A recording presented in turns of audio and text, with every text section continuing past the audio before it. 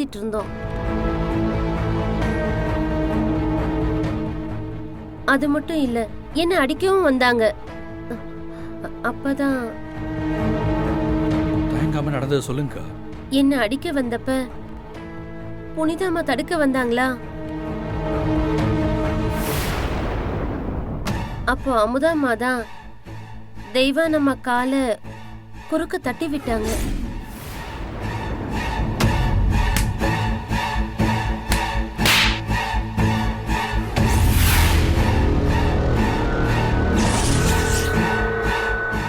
அதனாலதான் புனிதாம்மா மேல தெய்வா நம்ம கைப்பட்டுடுச்சு.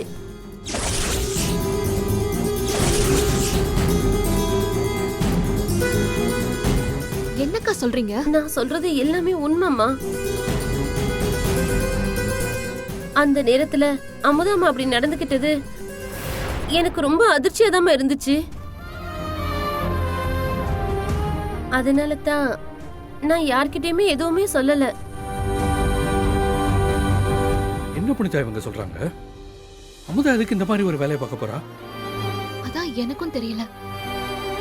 அக்கா, நீங்க எதுவும் சரியா பாத்திருக்க மாட்டீங்கக்கா. இல்லம்மா, நான் சரியாதான் பார்த்தேன்.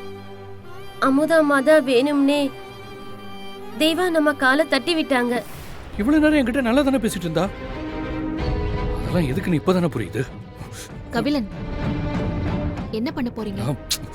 புனிதா, அவரை விடு புனிதா. அமுதாவை கண்டிச்சாலே இந்த வீட்டுல பல பிரச்சனைகள் சரியாயிடும்.